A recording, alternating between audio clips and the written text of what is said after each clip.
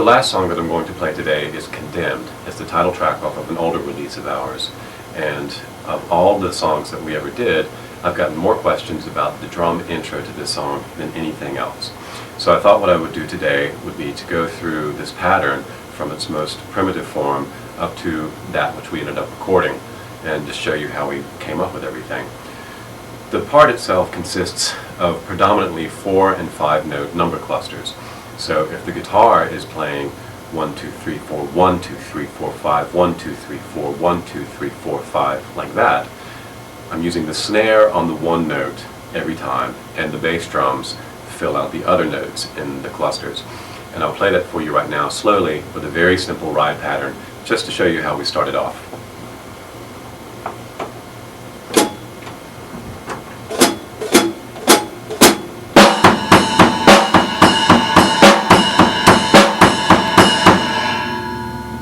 I'll do that one more time.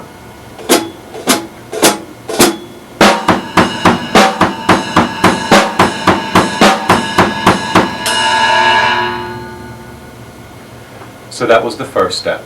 The next thing that we did was, or the next thing that I did rather, was to slow that ride pattern down just a little bit so it didn't sound so straight up and so normal like that.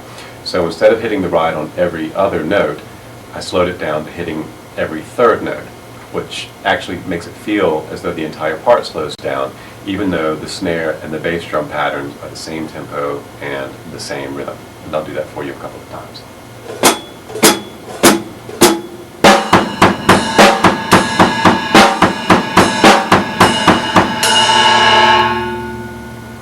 Once again.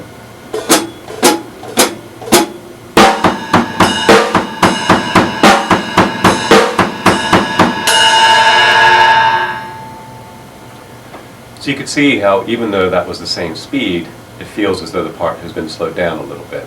Now I really like that. I used that 3-note ride pattern on the other parts, older Confessor songs and newer ones too. It's a really easy trick. Actually, a lot of drummers are doing that. So the next thing that I did to make it a little bit more interesting was to remove every bass drum note that happened to coincide with this new slower ride pattern. I'm still playing the snare in the same place, and everything is still the same timing and the same rhythm. I've just now removed a bass drum where it happens to coincide with the ride. So I'll do that a couple of times for you.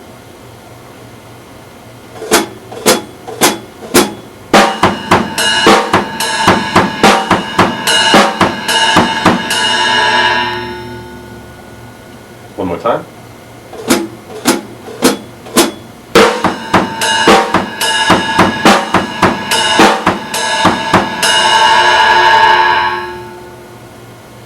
Now that right there makes the rhythm feel a lot choppier and a lot more awkward, which again I really enjoy.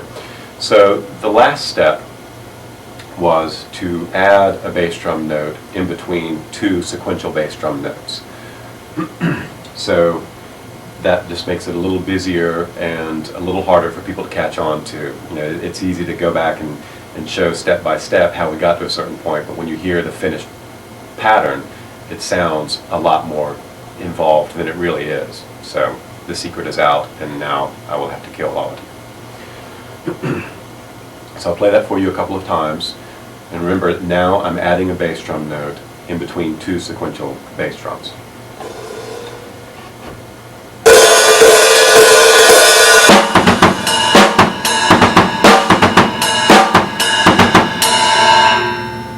Again.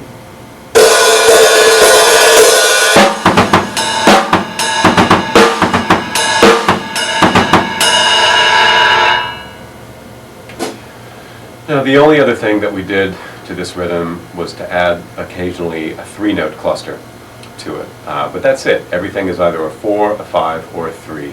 I kept that slower ride pattern through the entire thing, and every single point at which there were 2 bass drum notes that were not interrupted by a snare or a ride, I put a bass drum note in between them like I just showed you. And that was it. We stretched the numbers out, the pattern out, and added a few 3s, and that's how we came up with it. So now you know. I'm going to try to play Condemned now for you, and that will do it for this section of the DVD. Thanks.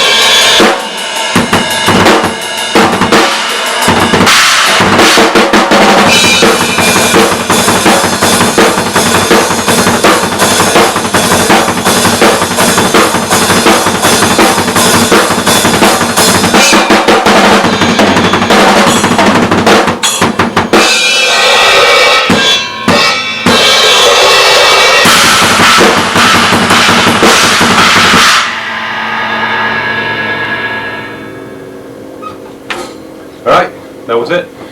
Thank you for joining me. I hope you enjoyed the DVD. I'll see you next time.